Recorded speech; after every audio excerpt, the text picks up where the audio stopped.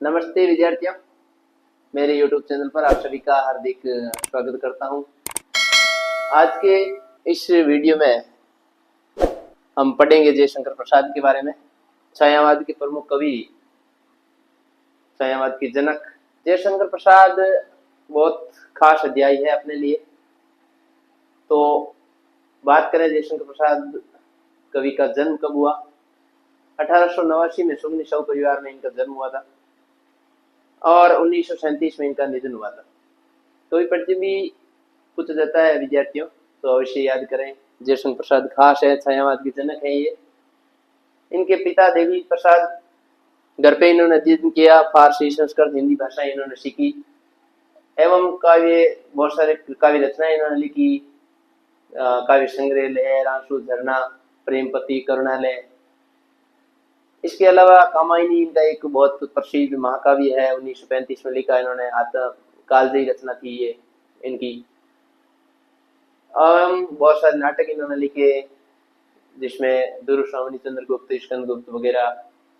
इसके साथ इन्होंने उपन्यास भी लिखे, कंकाल, तितली, इरावती, इरावताश, आंधी, इंद्रजाल, ये कहानी संग्रह भी इन्होंने लिखी थी। अब हम इस अध्याय के बारे में पढ़ें, जो महत्वपूर्ण क्वेश्चन है उनके बारे में विद्यार्थियों।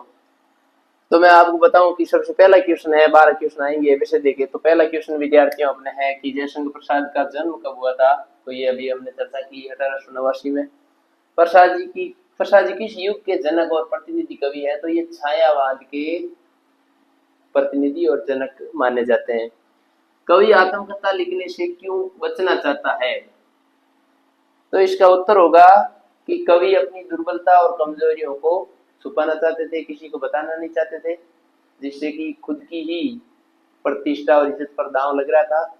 इस वजह से कवि आत्मकथा लिखने से बचना चाहते थे। साथ ही कवि के पास ऐसा कुछ था नहीं जो वो दूसरों को बताए।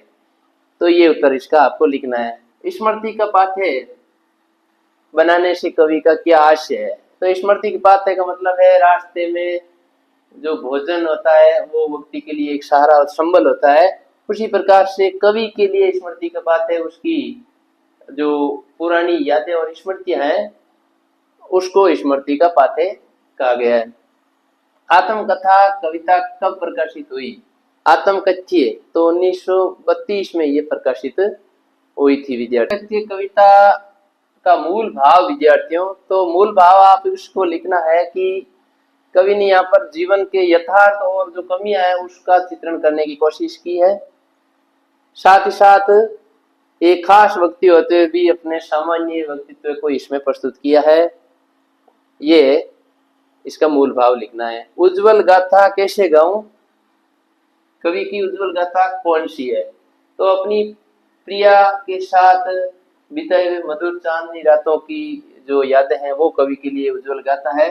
और वो कवि की शिक्षा बताना नहीं चाहते क्योंकि ये कवि का व्यक्तिगत अधिकार है, मानते हैं। इस कारण वो इनको किसी दूसरे के साथ है वो गा करके बताना नहीं चाहते।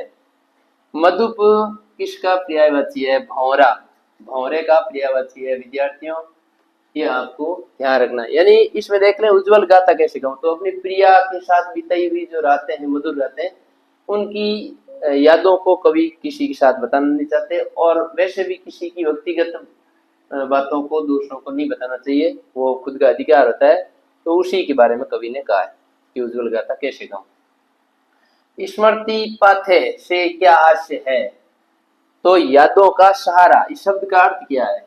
तो यादों का सहारा, ये इसका अर्थ है। कंथा शब्द का अर्थ क्या है। गुदड़ी, गुदड़ी लिखना आपको, ये इसका अर्थ है। इसके अलावा और भी प्रश्न है इसके। प्रसाद का जीवन परिचय, अभी मैंने बताया, हमने चर्चा की, रचना लिखनी है और उनका जीवन परिचय आपको लिखना विद्यार्थियों। तो ये जयशंकर प्रसाद का जो आत्मकथ्य कविता थी अपने कविता है हिंदी के अध्याय में कक्षा 10 के विद्यार्थियों के लिए। इसके कुछ खास ये क्वेश्चन है, इनको अवश्य आप याद करें और घर पे अच्छे ढंग से अध्ययन करें, पढ़ें, जिससे कि आपको समय का सदुपयोग भी होगा और अच्छा लाभ मिलेगा। साथ ही साथ अच्छे अंक आप प्राप्त कर सकते हैं। मिलते हैं एक और नए वीडियो के साथ, तब तक के लिए विद्यार्थियों जय हिंद, जय भारत। थैंक यू विद्यार्थी।